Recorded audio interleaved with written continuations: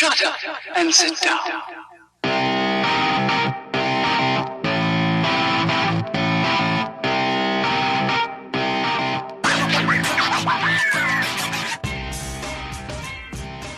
Hey, what's up, guys? This is the Takeover Tuesday show. My name's Carlos Redlick, and I got David Allen on the line. We're going to be crushing it today, talking about copy, business, hustling, a whole bunch of cool shit. And we got a really special guest for you. David, how you doing, man? You want to introduce our guest? Yeah, I'm doing fantastic, Carlos. Thanks for that great introduction, as always. Episode 8 of the Takeover Tuesday podcast. And today we do have a special guest. We have Chris Haddad. I hope I'm pronouncing that right.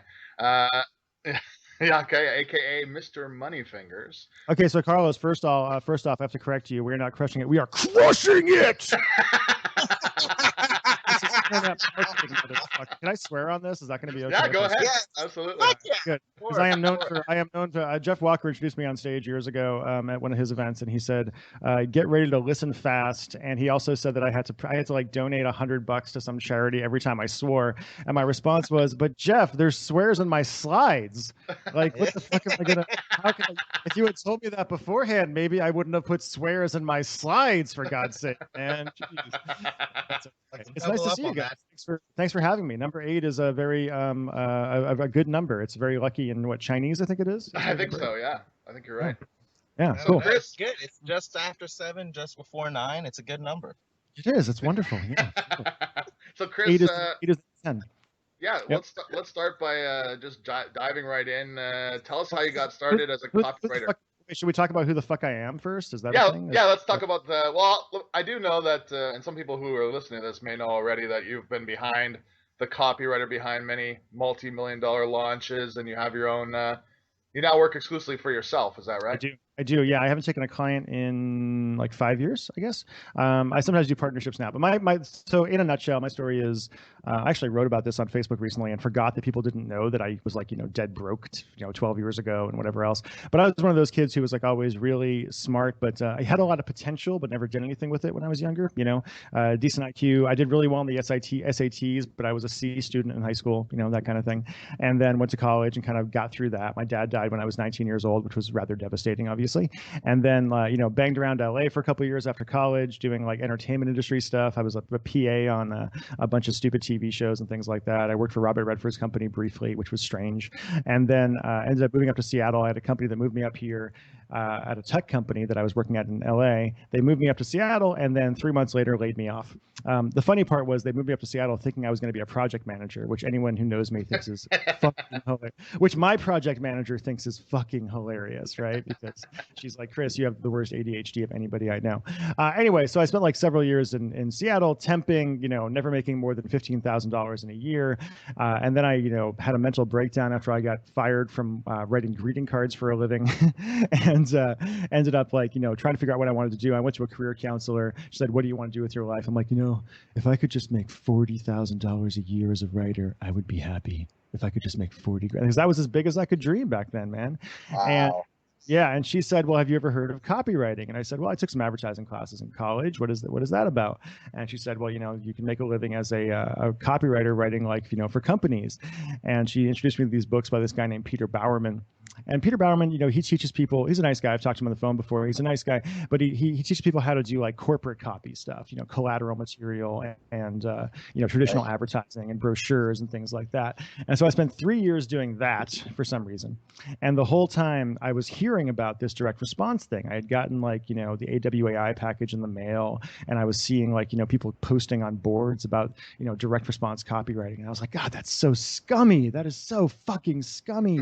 There's no way that anybody would ever buy any. Like, I've got ethics, I've got morals, man. There's no fucking way I'm gonna write these letters. And it reminded me of the first long form sales that I remember ever getting was in LA, and it came to my apartment with me and my ex-roommate Kyle, and it was, all I remember is it was a penis enlargement thing, and I remember a line from it because I actually used this line when I was auditioning for a play once, because I've done a lot of acting in my life and things like that, and it was, "I'm single, so I date quite often. And let me tell you, there is nothing like the look on my lovers' faces when they see it for the first time. A look of awe, a look of appreciation, a look almost of fear." I spent 3 years doing that shit, and then I went to Las Vegas. I went to this guy Harlan Kilstein's value-based copywriting seminar. And Harlan, he's a mentor of mine. He will tell people he was a mentor of mine all day long. He's a good guy. I didn't learn a lot about copywriting from Harlan, though he introduced me to people that taught me a lot. But I did learn a lot about charging more. That's for sure. And after I met Harlan, I joined his mastermind group for a while, and I went from making, I think I was going to make about 75K gross that year, and then I made $100,000 within 6 months, basically, right? Hell yeah. Which I got to tell you was mind blowing for me, right? Yeah. Like actually going from That's making a huge transition right there for a lot of people. God, I got to tell you right now, like everyone goes through this, and I talked to a lot of people who've gone through this in the years since. You become a dick for a while, right? Like it reminds me of like I read I'm rich. Yeah, no, well, not even rich. Like what it is it's just like suddenly you're worth something, like for me, and I think this happens to a lot of people in our business, because a lot of people in our business are people who, and if I'm talking too fast, just let me know. A lot of people in our business, because I do, are people who are failures before they get into our business, right? They're often people who, because the American system in particular is not designed to build entrepreneurs, even though we're the most entrepreneurial country in the world. It's built to produce people who are good at sitting at a desk and doing what they are told all day. And for me, with my ADHD and everything else, and my what's the word I'm looking for? My lack of respect for authority, it can be. We all share that, yeah. There's a reason I've been fired from every job I've ever had, right? And I'm unemployable. But for me, it was just a big deal, just like, oh my God, I'm actually worth something. And I made that mistake of like telling people that I was doing well and kind of bragging about it a little bit. And I've never been anybody who is like an ostentatious spender. I think I live off of something like, depending on how my year is, I live off between 10 and 20% of my income now, basically, but I do well. But somehow just the idea that people were willing to pay me for something that I could do was really powerful for me and really obnoxious for me, because it had never happened before. I'd always been just like, man, like my brother was in New York City. He's a great guy. He works in finance. He was making 6 figures right out of college. And I was, in LA and then in Seattle. I was in a tremendous amount of pain because my back was all screwed up. It turns out I had Lyme disease and didn't even know it. So that was a problem. And I I was just temping. I was making $11 an hour or whatever else and not getting anywhere. And I had been told by an old boss of mine in LA that I lacked initiative and lacked ambition and all these things. And it turns out that it wasn't that I lacked ambition. It's that I just had not found the right kind of thing to do with my life yet. And then once I got into IM, I spent, 6 or 7 years as a direct response copywriter. I got kind of a name, Chris Mr. Moneyfingers Haddad. I wrote for a bunch of people, Jeff Walker, Jeff Johnson, Jeff Paul, a lot of Jeffs, Joe Barton, a bunch of other people. I wrote the thing for the Pimsleur approach. It's still the control as far as I can tell, I think, and a bunch of other things. Oh, yeah. They might have changed it at this point, but it was the control for at least a few years. And then, back in like 2010, I finally had enough, and I finally gotten my back fixed. I'd gotten out of a bad relationship and was just like, hey man, it's time to fucking do your own thing. Because I'd had mentors telling me for years, Jeff Walker was like, man, Chris, you've got talent. Why are you trying to run other people's launches, and why are you trying to write other people's copy when you're like, you got talent, you could do this. But I had this low self-esteem around it. I think a lot of copywriters in particular have that, where we just kind of feel like, oh, well, I can't learn how to run a business, right? I can't learn all that stuff. That's somebody else's. I just want to write the copy, etc. But I was in a mastermind group at the time, and I told them, I was like, hey, I'm going to have this product done next week. And I created Text Your Wife in the Bed in about a week. Actually less than that, probably 2 or 3 days I created that product, which is funny now because it takes us so much longer to create products now. Awesome. Yeah, and then, wrote a sales video for it. Didn't really know what I was doing, but did it anyway, put it up, and, just put it on ClickBank. I had no idea what I was doing. I didn't know how ClickBank really worked back then. I had written at least 3 or 4 ClickBank #1 VSLs by that time, but I just didn't really understand how it all worked. The breaking point for me was actually I wrote one called Mobile Money Machines for Jay Diebold and his partner, and that one blew the fuck up. I think it made like $10 million in sales or something like that.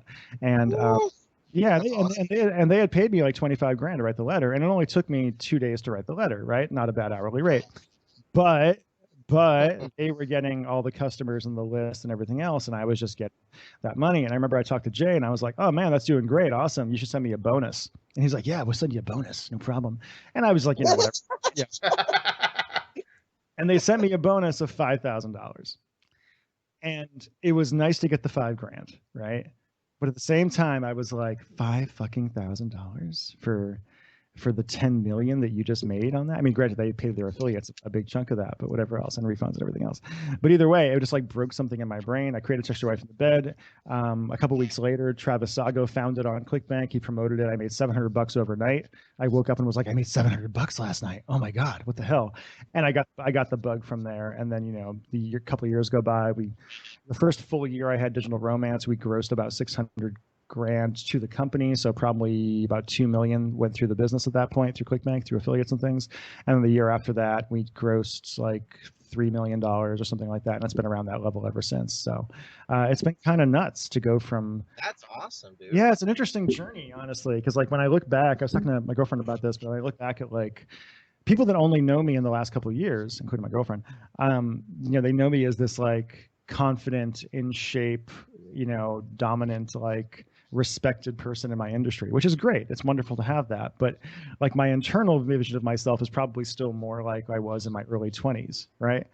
Because we all have the imposter complex, and we all have that feeling of like, I'm not supposed to be here, or they're going to figure. And even now, like when I'm working on a VSL and it's not going as well as I want it to, it's like, I'm a fucking fraud. Right. They're all good.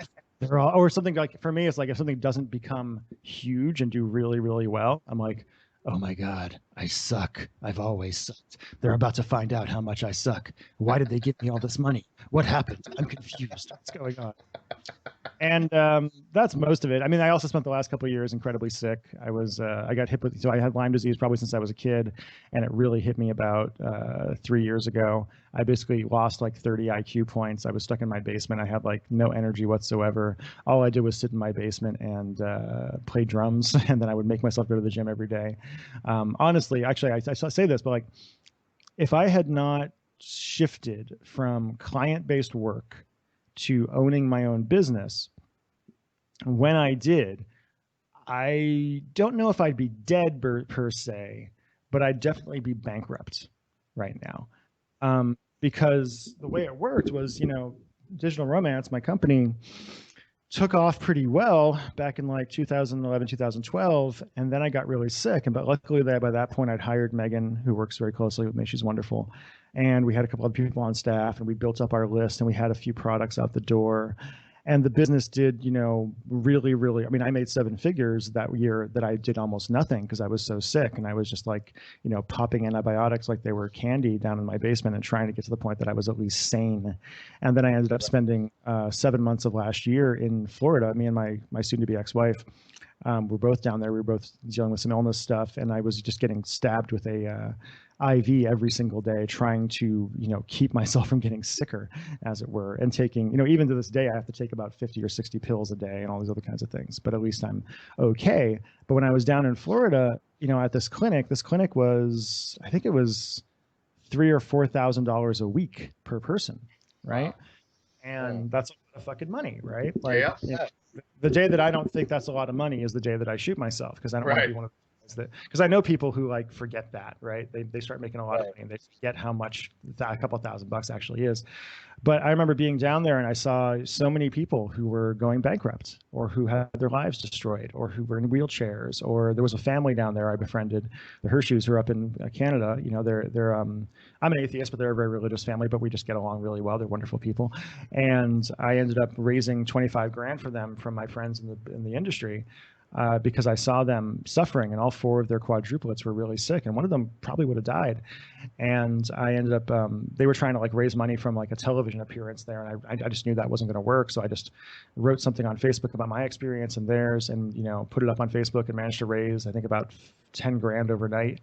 And then emailed guys like Ryan Dice, so much other people that I'm in masterminds with, and they each contributed a couple grand each, and we raised about 25 grand, and that saved them. That kept them going long enough to actually be able to get the next bunch of money they were going to get from another donor, right? But they told me later that they probably would have had to go home if the money that I raised for them hadn't come through. And that was just incredibly affecting. Dude, I gotta say. So your copy didn't just really save your life. I mean, it literally saved the lives of this family. I mean, just the fact that you wrote a post on Facebook or an email, whatever the fuck it was. I mean, just that itself, that's like that's something they'll never forget. It's an entire game No, changer and in their life. we've become incredibly close. You know, they're a great family. They stopped by my house on their way back up to Canada. They're suffering now.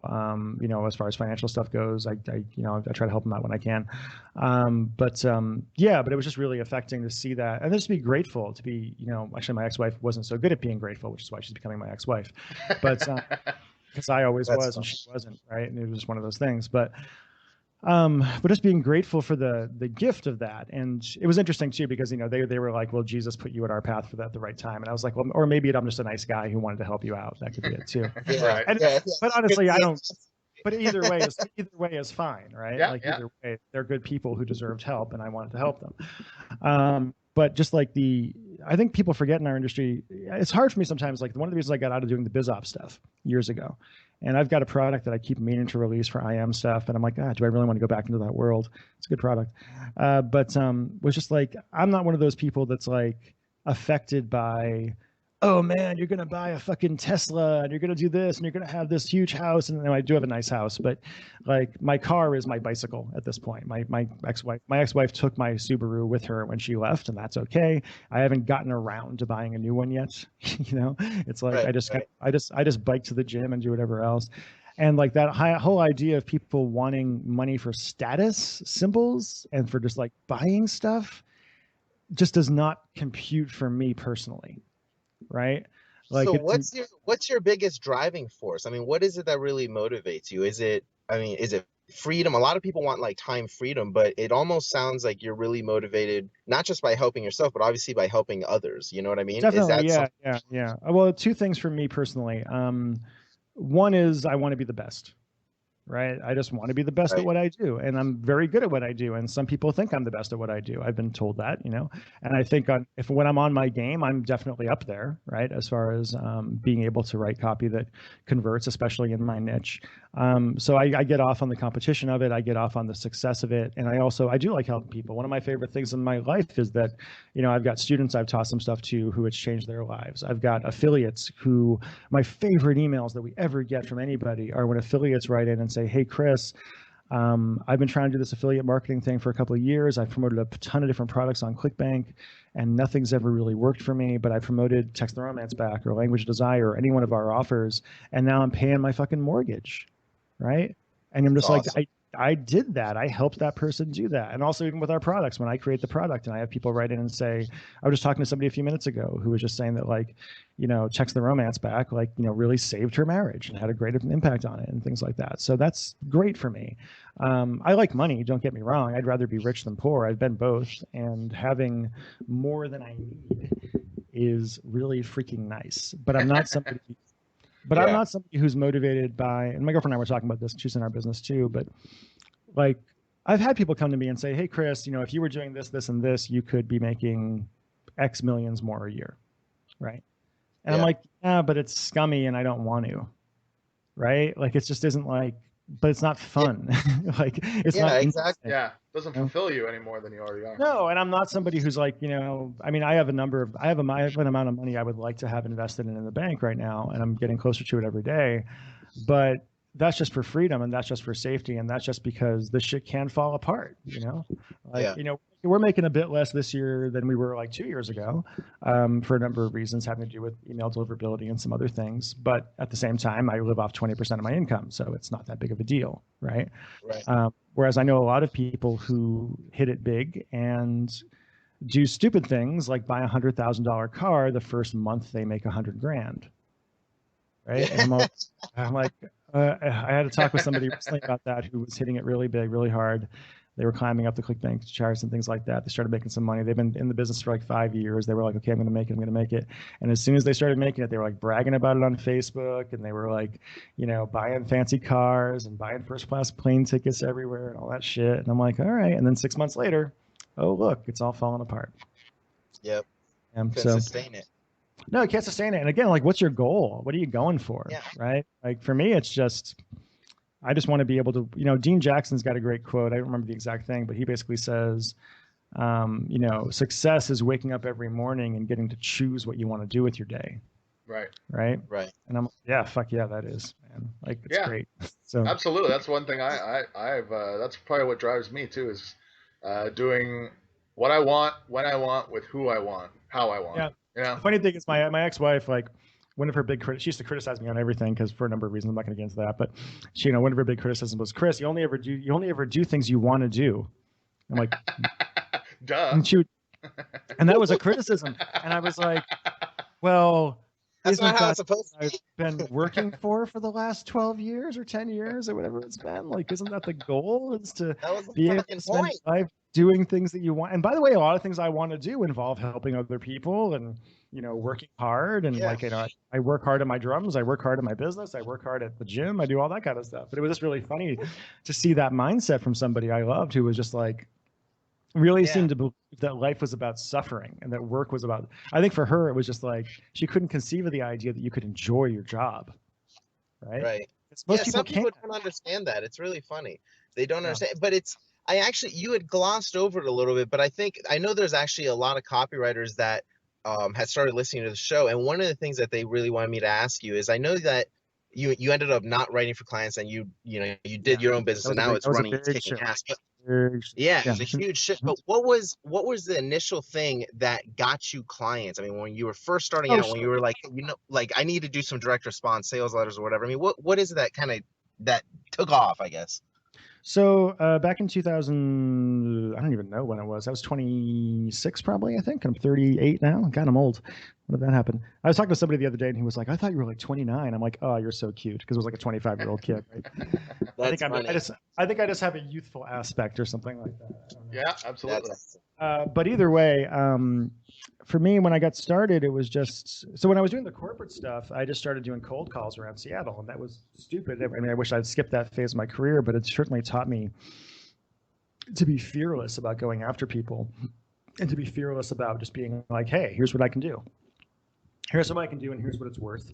You should hire me. And then what really got me started was right after I joined Harlan's group way back when, I ended up going to Big Seminar 5, whenever that was, that Armin Morin does, and that was in Atlanta. And that was like my first time getting on an airplane in years, right? Because I was just so broke. Wow.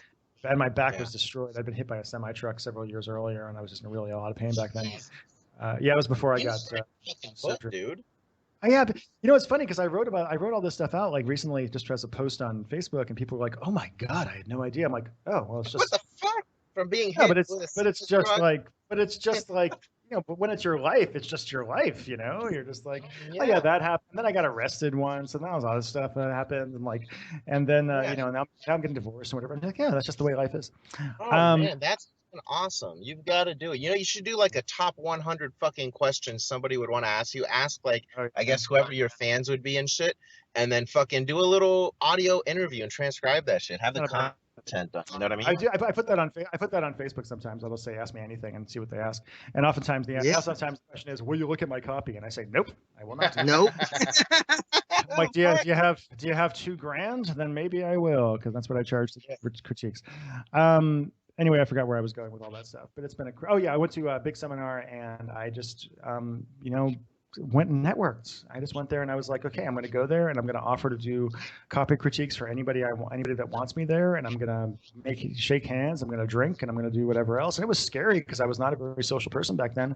I ended up taking all my business cards and I put them on every seat at the seminar, and got yelled at about that basically. Right. But I got yelled at, but I got some clients. So that's right. And then I met Larry today and he introduced me to Jeff Paul, and Jeff Paul gave me $10,000 to work on a project. That was my first big ticket project, and that's what led to everything I'm at now. But it was just the desperation at that point more than anything else. It was just like, people are so fucking scared, man. Like copywriters in particular, because copywriters like look up to me, and I dig that, man. I get it, because I'm the one that escaped, right? Like, I'm the copywriter who got away, who like managed to get out. Because freelancing, like when you're not making any money, you think about freelancing, you make a couple $100,000 a year, blah blah blah. And it seems amazing and it's awesome. And then you do it and you're like, it's a fucking hustle every day, man. Right. It's like I was getting paid between 10 and 25 grand a letter, depending on what year it was and things like that. But at the same time, I was having to hustle for clients all the time. Right. All the time. Never ending. Yeah. No, because I wanted to make, if I wanted to make 20 grand or 30 grand a month, I had to fucking like hustle for that all the time. And I was always working on a sales letter and always working on a sales video and things like that. And again, like if I'd still been freelancing when I got sick, I would not have been able to do the work. Right, the hustling. Yeah. Yeah, the hustling or the actual writing, I wouldn't have been able to do it, and I would have gone broke, and I would be, Yeah. I never would have gotten help. I never would have gotten the treatment I needed, and I wouldn't be able to afford all the supplements and everything else I need now, and I'd be, who knows? Who knows? That's Like, awesome. That's there's great there's advice. a line that says, you don't want to be old and poor in America. I think it's Bill Hicks Yeah. would talk about that back in the day. You don't want to be young and poor in America either, man. Like I was looking at some stats the other day about the shrinking middle class and how, we're just becoming a more polarized society. You've got people on the rich side and on the poor side. And like, listen, I think that's bullshit. I would prefer that we had a strong middle class, but this is reality. And I'm going to try to be on the rich side because like shit, you Yeah. don't want to be on the opposite No, end. of So, course. yeah.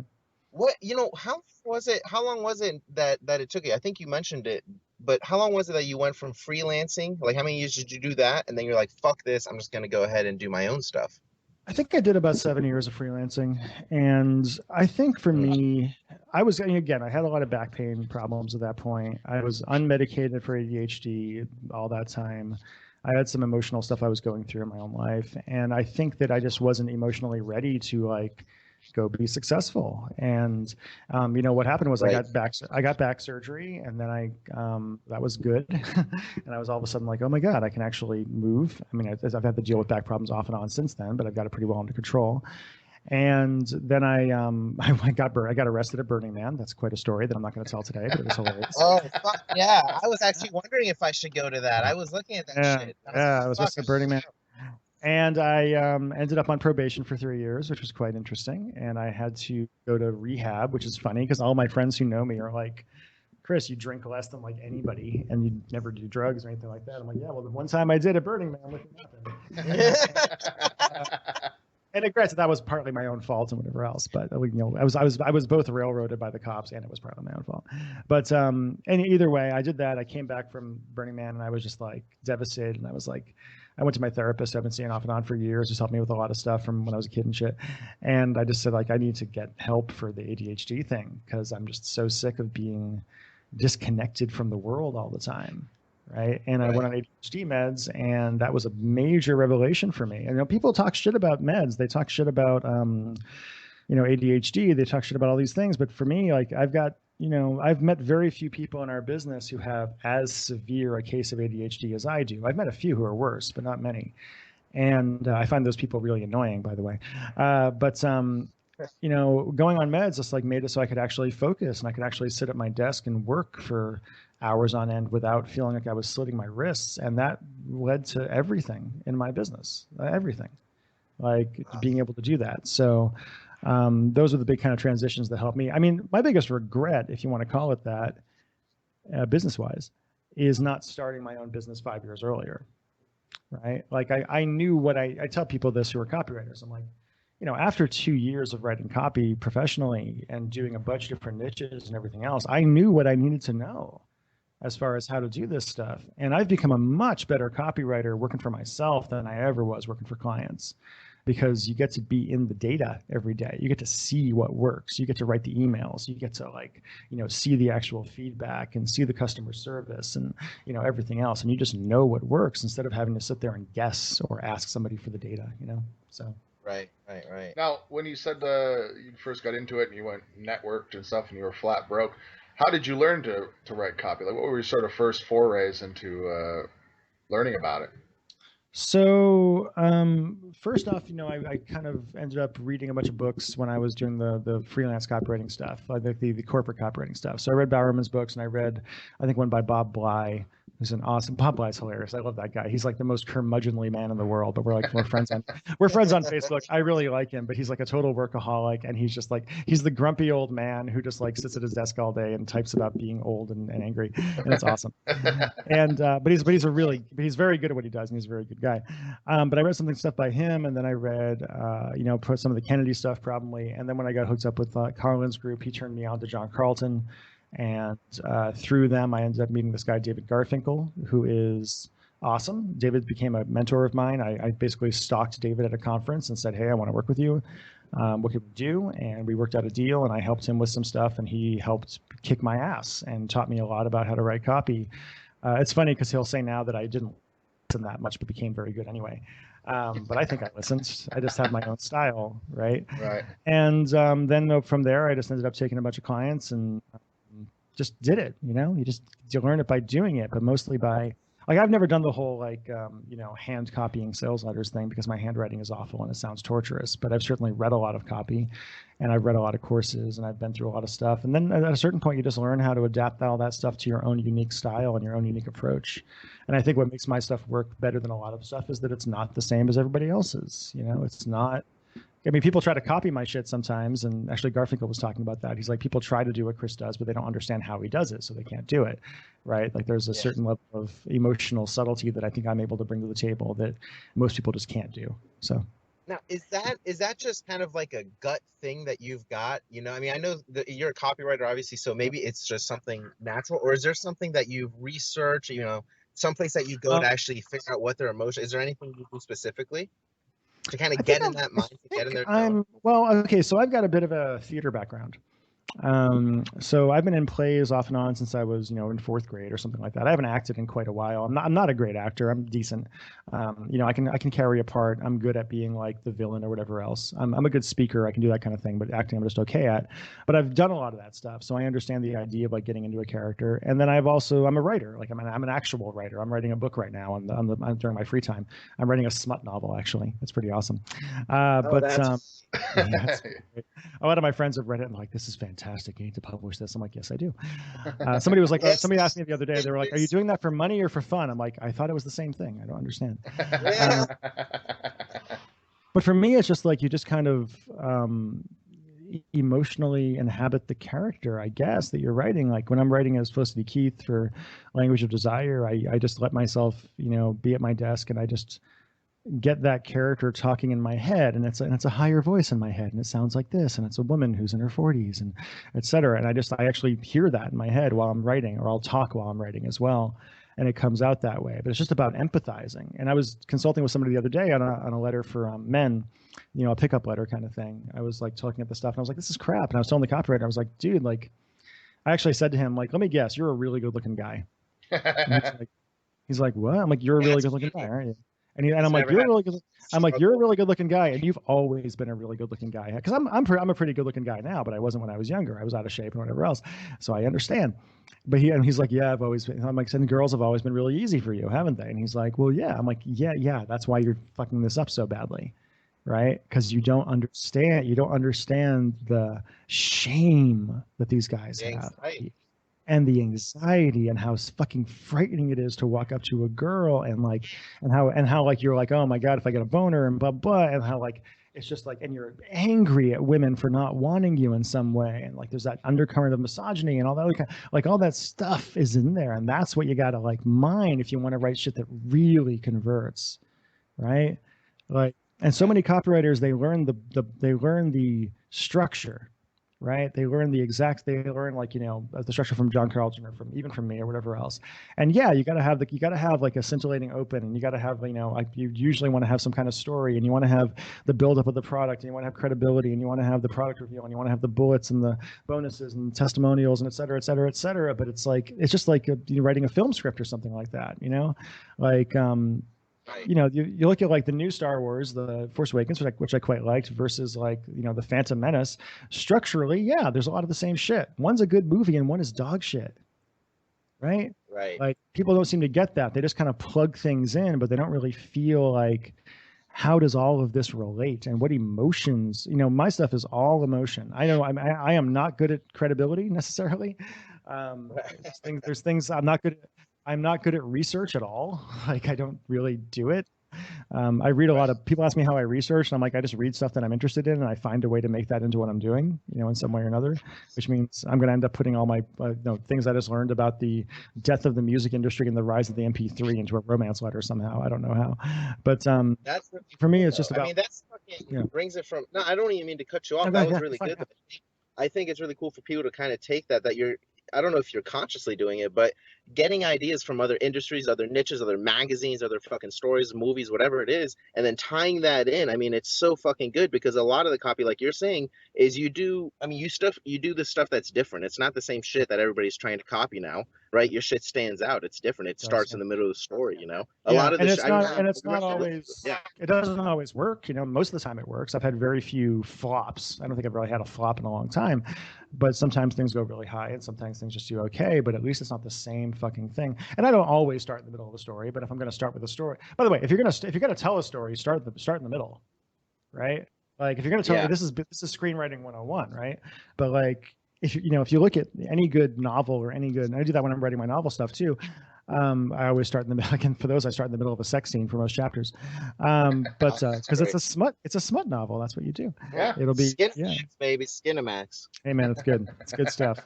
David Garfinkel said it was like a oh fuck, what the guy's name of the guy? Not Tom Stoppard, but anyway, it was like some novel by a famous writer, but pornographic. And I'm like, oh, thank you so much. At least it wasn't Stephen King. If it was Stephen King plus pornographic, that'd get weird. But yeah, I think it's just like emotion and like standing out. And like like John Benson's a really good friend of mine. And I love the guy. And his course, I've been told his course is very good. I've never been through it, right? Because I purposely don't want to ever absorb what he's doing into my own work because I think that what I do works. But what bothers me is that, and the reason that I haven't released this course that I created, that I actually sold like 10 people it for $5,000 and they've all done great with it, but I don't really know if I want to go wider, is I don't want everybody trying to write like me, right? Like, because then I have to innovate more. Innovating is fun. I like it. But at the same time, it's like people just, I talked to John Carlton about this, and John is the most ripped off copywriter in history. And it's because, how many people have done another version of the one-legged golfer? Yeah, right? exactly. Like, Exactly. and it just, just like it gets saturated to that point where you're just like, oh fuck, I gotta like go do something else now because everybody's doing exactly what I'm doing. If I see one more letter that says, this is a I don't know, a power drill, I'm going to show you how this power drill can make you $5 million while you're dancing and dancing at a strip club. I'm just gonna like blow my fucking brain out.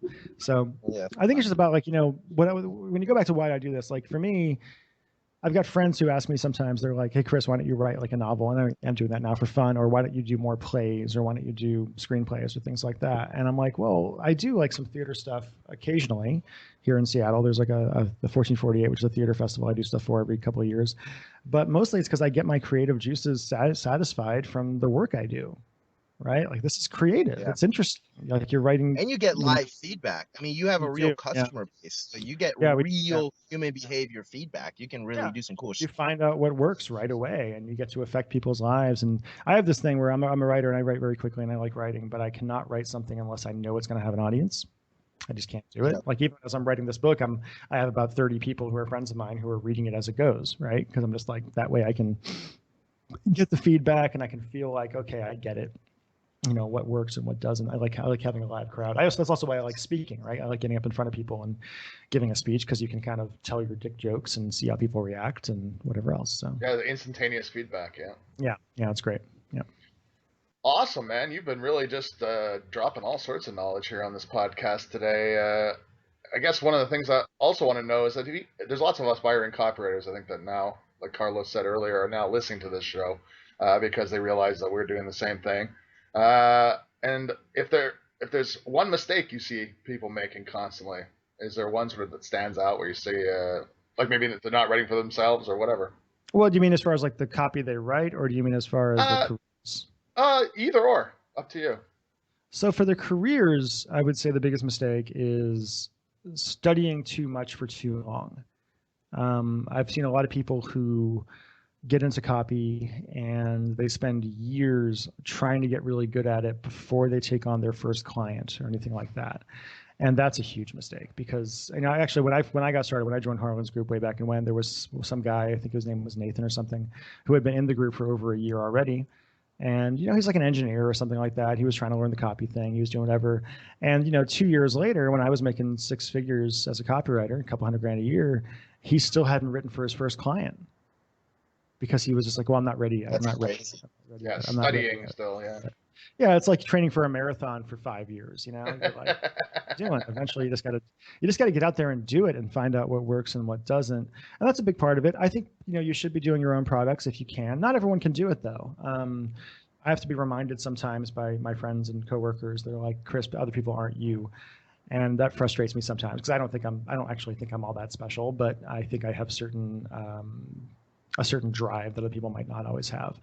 But I think that you should be doing that because it makes you a better copywriter. It makes you a better person, and there's a lot higher upside if you can take the risk, right? But the problem is, like, what I've run into with some people who I've tried to teach some of this stuff to is, well, if your shit doesn't convert, it doesn't matter, right? Like, and some of these people, and I've taken some people who are copywriters and been like, hey, let's do this, but I'm like, oh, you're a copywriter, but you're not good enough. Like, you don't have like what it takes to just be like, I'm gonna fucking stay up all night and redo this until it works, like, over and over again. And if you don't have that, it's not going to go anywhere. As far as writing copy goes, I think it's just about having again, like, you want to use, using templates and swipe files is fine. But what sells these days, we live in a world of just, people are like, oh, well, VSLs don't work anymore. And I say, yeah, your VSLs don't work anymore. Like, mine do. Now, do they work as well as they did 3 or 4 years ago? Probably not. Why? Well, because there's a lot more of them out there and people have seen them and whatever else. But it just means that you've got to have creativity. You've got to have ideas. And like, that's a big thing that I try to push into people's heads is like, your VSL has to be about something. Yeah, big idea. Yeah. Like, yeah, it's a big idea. Like, what's it about? It can't just be about the product. And most people are like, well, it's about selling the product. I'm like, fuck you. No, it's not. No, it's not. I mean, like, you look at like Language of Desire. What's that one about? It's about the desperation of being a woman who's getting older and doesn't feel attractive. And the battle with porn is what it is. Like, like that VSL is basically a horror movie, and porn is Freddy Krueger, right? Like, and there's a thing there. And if you look at like, Language of Lust, which is another one we did, that one's about essentially it's about the pussification of men in our modern culture, and how, like, a lot of guys who are nice guys who love women feel like confused about, like, well, women say they want a nice guy, but they don't want to fuck me. Right.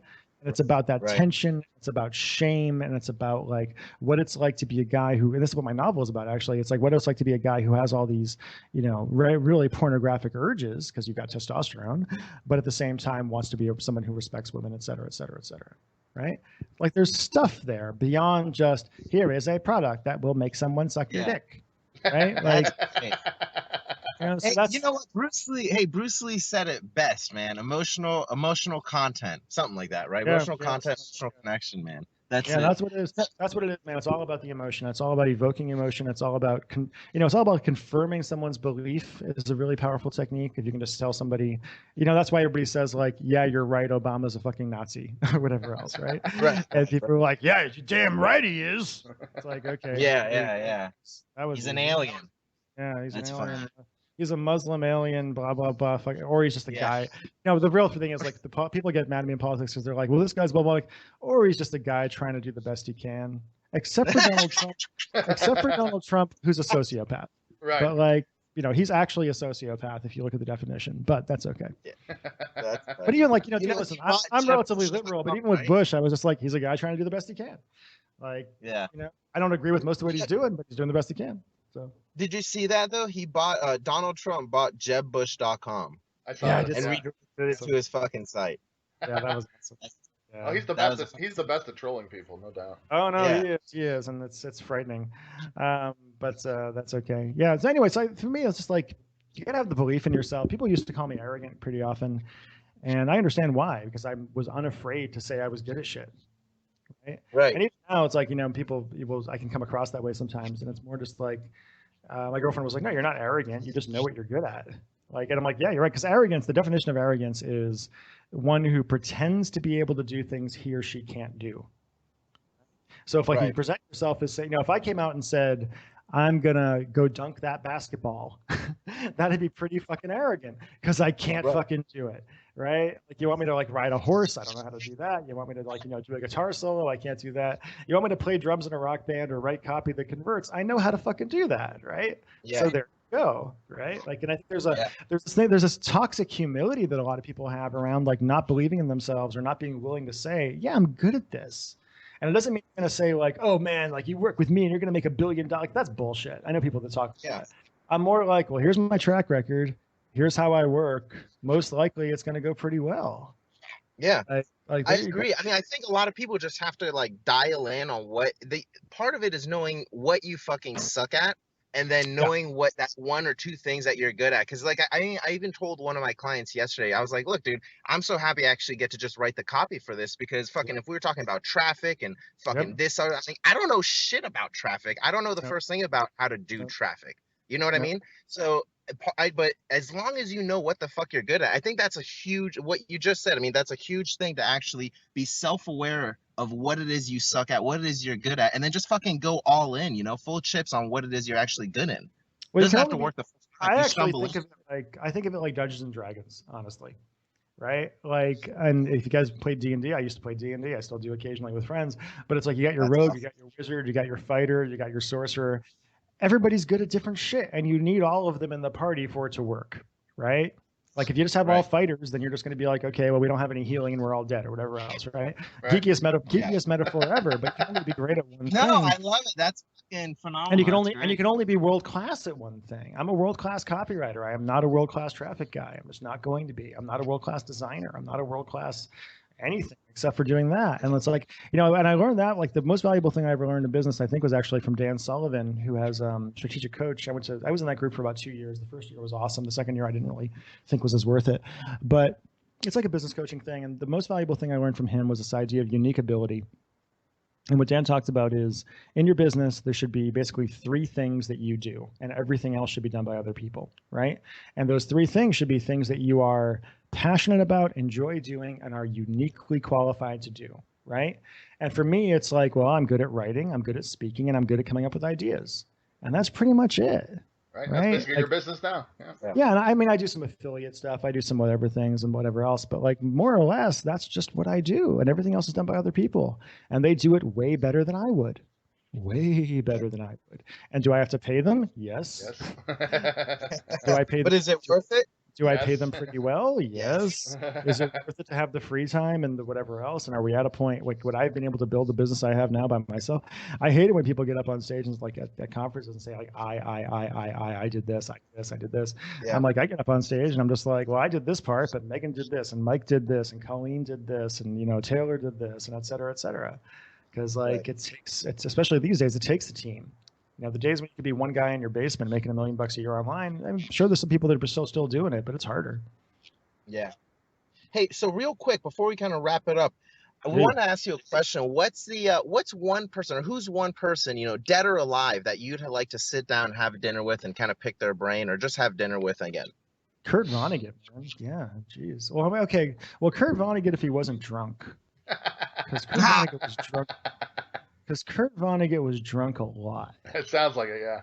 Yeah, but for people who don't know who that is, who is that? Oh, Kurt Vonnegut's a famous author. He wrote Slaughterhouse-Five as his most famous book, and I was just a big fan of his. I started reading his stuff in probably college, and just read through all of his books, Breakfast of Champions, Slaughterhouse, a bunch of other ones. And he just had a really interesting voice and a really interesting approach to the world, and a very humanist idea around people, and around like what the world is and how people should be treated, and just some really creative, interesting stuff. I thought he was a really fascinating writer, one of my favorites to this day, basically. So he's the first guy that came to mind anyway. Strangely enough, I saw him speak in LA years ago when I lived in LA when I was like 22. And I was in line to go see him speak at something. And unfortunately, he was drunk when he gave the speech, and it was the same speech he always gave when he was drunk. But I was actually in line behind Leonard Nimoy, which was really fun. Oh, nice. It's like, hey, look, it's Leonard fucking Nimoy. What's going on there? So. I actually had Stifler's mom cut me off in traffic yesterday. So that's fucking hilarious. That's awesome. But again, I think the thing is too, like, I don't know a lot of successful people who chase success, right? Like, you see, I get so fucking annoyed when I go to conferences and I see people selling success coaching. Like how to be successful. And some of these people are even my friends, and they all wear really nice suits, and most of them are poor. But like, by the way, like, you want to see people that have the most, the least abundance mindset, go look at anybody who's in like the personal development niche who sells like abundance, and they are just like the stingiest people in the entire world. It's the craziest thing in the world. Wow, that's funny. Yeah, it's funny, definitely. But like the whole like success thing, how to be successful, and your success mindset and things like that, like, that's not the goal, is it? Right. Like, isn't What the does that goal? mean to you, really? Yeah, but isn't the goal to do something? And it's like, when I was like, hustling for clients, and Joe Barton called me Mr. Moneyfingers one day. I was like, dude, that's awesome. Let's call my company Moneyfingers Inc. And it's been great, but it's like, it's not what I'm about as a human being. Like, I like it, but it's not what I'm about. Right. And like, success is like, I like being successful. I like being respected, but I want to be successful for something. Right. Right. Like, I want to be You want the successful success to be derived from something else. Yeah. yeah, because I've done something, not just because it's like, well, because you wear a nice suit and you like drive a fucking Porsche, and like, again, I don't even have a car. I have a nice house. I don't have a car. Like, I don't know when I'm gonna get one. The people I was playing music with recently are like, "You're a drummer without a car." I'm like, yeah, sorry about that. But I think it's just like, I mean, that whole like, do what you love and the money will follow thing is bullshit, right? Because there's a lot of things you can love. Like, I love hanging out, watching porn, and masturbating. I'm so fucking good at it too, but not gonna make any money that way. Like, it isn't really gonna happen if you do that, right? So you gotta like do something that, and again, there's a lot of writers out there who look at me and they're like, man, you're a millionaire writer and I've never heard of you and you don't write books and blah, blah, blah. And I'm like, yeah, because like, I took that skill, which is a very valuable skill, and I combined it with some other stuff that is sellable, and found a way to be really happy with it. Like, one of the biggest things that changed my life was realizing I'm not an artist. I mean, I do a lot of artistic stuff. I'm a very creative person, people tell me, and I do a lot of stuff, but that's not what gets me out of bed in the morning. Like, art does not get me out of bed in the morning. I don't get out of bed in the morning and say, I have to tell this story, or I have to do this, or I have to do that. And it's funny to me sometimes when I do like write plays for, local theater festivals and things like that. And people are like, oh, well, where is your work produced in Seattle? I'm like, it's not. Like, I don't, or even people are like, wow, you wrote one of the best plays in the night. And like, I'm like, yeah, but this isn't really I just think it's fun, right? It's interesting to tell stories about whatever else. And there certainly is our themes and whatever else and art in it, but it's not the goal. And I think like I have a book that I keep meaning to write called Kill Your Dreams and Get Better Ones. And the idea is basically your dreams are stupid and you don't really want them. Right. You don't like really know anything about those things. Yeah. No, or it's like, you don't know what it costs most of the time. People that say they want to be like a famous singer or a famous actor or whatever else. And, Will Smith will say, "We'll never give up, blah, blah, blah, believe in yourself." And I'm like, yeah, to a degree. Right. But there's a certain point where you realize it ain't going to fucking happen. And I was listening to the Freakonomics podcast and they were talking about the upside of quitting. Right. And they were talking about like, sometimes you just got to quit because you're just like, you don't have the passion, or you're just not, it just isn't going to happen for you. And that's okay, because you can take it and go do something else. And you can find something else. And for me, like, if I had stuck to the idea that I wanted to be like a screenwriter or something like that, I never would have discovered all this shit I do now, which I fucking love. Right. And that I'm good at. And by the way, if I wanted to write a screenplay, I have a lot higher chance of getting it, found and produced and whatever else now than I would when I was trying to do that for a living, because I've managed to climb up a parallel ladder. Right. You got some leverage. You got some leverage, and you've actually done something. You're not desperate. When people come to me and they say, "Oh, we want to publish Michael Fiore's book," and I say, "What are you actually offering me?" Because I can't see what it is. Yeah, exactly. I've already got my 1.5 million, Facebook followers and my 300,000 people on this list and whatever else. Like, I don't really know what you're going to be giving me that I don't have, and they're just like, "Oh shit, damn it." Well, because like, listen, man, like, those people are publishers and things like that. They're used to pushing the little guy around, right? They're used to dealing with people who don't have any leverage and don't have any ability and don't have any business smarts or anything like that, right? It's like the film studios back with George Lucas, where they were just like, "Oh yeah, well sure, we'll give you the merchandising rights. What are those worth?" Right. Exactly. Well.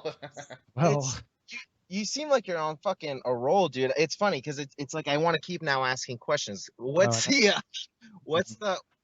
think is like the next thing for you, like in the next 5 years? I'm sure you're scheming. There's got to be something going on. I mean, can you give us kind of a little tip? I'm not really sure. It's been a weird time. I've had some like depression stuff going on lately that I'm just getting over. Getting divorced sucks. So that was kind of kicking me in the balls a little bit. And right now I'm kind of trying to figure that out right now. I'm trying to figure out, like, I've been dipping my toe into the whole like teaching people stuff thing, because I enjoy teaching, as you can tell. I like doing it. And that could be fun. I've got some other projects I'm working on. I'm interested in just kind of seeing where our industry is going right now, because things are changing quite a bit. You know, like email is not as effective as it used to be. Getting on Facebook advertising can be tough. Google's still a pain in the ass. You know, people are reacting differently to VSLs and things like that. It's a different time than it was. And so I always try to play the long game. You know, like we don't go after the fast money when if we can avoid it, right? Sometimes you do because it's too easy, but like most of the time we're just like, okay, well, in the next 5 years, we want to make sure that we're still around in 5 years for this business. What do we do? So I don't really know exactly where I want to be when I'm in my, you know, when I'm 43. For me, it's just like, again, I just, you know, this year has been about getting healthy and getting out of my marriage and that kind of thing. And so it's a matter of just kind of like 2016 is going to be an interesting one, I think. And I'm excited. I'm excited to find out. By the way, I'm also not somebody who sets goals, right? Yeah. Like this is one of those things like people say you got to set your goals, you got to have your vision board, et cetera. My vision board would not have involved anything I have now. That's for sure. Right. Yeah. Like, I mean, I love my house. It's a great house. I bought it for me and my wife when we were getting married, and I'm going to be keeping it, but it's a wonderful house. I love it. I love having friends over here. I would never have gotten a house like this just for myself, because why would I do that? I have a roommate and whatnot now. But like the whole idea of like saying like, I want this and I want that. I've never been somebody who sits around and like really thinks about what I want. Right. It's more because I'm generally pretty satisfied with what I have. Like it's a good life. I get to do cool shit. I have wonderful people in my life. I have an amazing girlfriend now. I get to play drums and, you know, hang out with friends and play board games and, you know, go work out and whatever else. But goals don't really motivate me. What motivates me is like, you know, people ask me how I built my business, and I was like, well, we did something, and then I saw an opportunity to do more, so we did it. Right? Because we were just like, oh, well, this is going well. What if we do this? Hey, look, that's going well too. What if we do this? Hey, that's going well too. I mean, what if we do this? Oh, that failed, but this other opportunities here now. Right? And so that's just kind of the way I like to do it, as opposed to, you know, well, you know, we want to see our revenue curve grow like this. And I'm like, that's bullshit too. I love when people are like, well, how much money do you think you'll make next year? I'm like, I have no fucking idea. I don't fucking know, bitches. I'm like, me personally, like I know me personally, I'm like somewhere between $500,000 and $3 million will be what I make next year. Somewhere in that range, most likely. Right. Right. Yeah. Like, That's guess. Yeah, that's like, and I'm like, and honestly, like, as long as I'm doing cool shit that I enjoy, I don't really care where in that range it is. Honestly. Yeah. Because Okay, like, you know, it's Because you only live on I a small had- percentage too. yeah, because the bills are paid, man. Like, Yeah. shit. Yeah. it's funny. I had a friend of mine. I think he's around like maybe 7 million or whatever, maybe around 5-7. He told me, he's like, you know what, dude? When you make 500,000, the lifestyle doesn't change that much It shouldn't anyway. from 500 to fucking 5 million. It really doesn't change Well, that much. unless you're a moron, right? Yeah. Like unless you're Yeah. somebody who needs to show it off. Because like, dude, I have a few nice things. I just bought a nice pair of boots and some shit like that, right? That I had custom made because my feet are fucking wide as pancakes, right? But You got some I don't, skis. you know, people that don't see me on the street don't fucking think I do shit. They're just like, there's just some guy walking down the street. Like, and I like it that way. I don't want to fucking draw attention to whatever else. Like, it'd be fucking bullshit. Like being, you know, known as being wealthy in some way, quote, whatever that fucking means. Yeah. Sounds You fucking should horrible. drop some rims on your bike. Yeah, exactly. And fucking I'm- drop it a little. I'm the 38-year-old fucking like, yeah, I'm the 38-year-old bald guy with the muscle humps on his shoulders who's like, what are you doing it for? And again, I know people in our business who make $4 or $5 million. You make more than I do. You make more for $5 million, and are just like, you know, they have to make that every year. They have to. Yeah. Like they're on the fucking treadmill because they're like, they got or it reminds me of like when I bought my house. And I was talking to my real estate agent, who's a friend of mine. He's like, we're doing the numbers. He's like, oh man, well, with your income, you could afford like a, you know, I don't know, like a $9 million house or something. I'm like, are you fucking crazy? Like, are you fucking insane? Yeah. Like the house I have now is nice. It's a good place. Like, it's gone up in value since I bought it and all that kind of shit. But I'm not gonna fucking like. He's like, well, you could buy waterfront. I'm like, are you fucking insane? What the fuck is wrong with you? Why would I want to have a mortgage that was like, you know, $20,000 a month or something like that? Yeah. Like, Yeah, now you got some stress on your head now. Fuck that. yeah, exactly. Or like, that's fucking insane. Like, for what? That's For a lot. to have more space that I don't use? Like, what the fuck is wrong? Yeah. Just crazy. people, I know, I just think people have their values in the wrong place a lot of times. Like they think that, there's also like, I mean, I guess we should finish up here, but like there's this thing that Americans have. They think of success as idleness, right? They think like, you ask most people, what would you do if you won the lottery? If you had $10 million, what would you do? I've asked on Facebook before, and I said like, if you had $10 million tomorrow, how would you change your life? By the way, my answer is I really wouldn't. Like, I mean, I would take it. I'd put it away. That would be kind of it, honestly. Like, it wouldn't really change anything for me as far as like what I would do with my life, except for just be like, okay, well, now I've got more money socked away that I can use for charity and use for myself as I get older and things like that. But most people say, well, I'd quit my job, I'd do this, I'd buy this, I'd do this. And it's one thing that's really funny is you can say like, if you had $1 million, what would you do? And people will say those same things. And you're like, yeah, and you'd be broke by then, right? Because $1 million exactly. as far as you think it does. Crazy. But also just like, well, then what? You're just gonna fucking sit on your ass? Like, you're just gonna hang out and like be one of those people that just like goes Wait and to does. die? Yeah, or even people like I see people on Facebook who are just like, they're always traveling from this place to this place. I'm like, that's fun, but only for a while.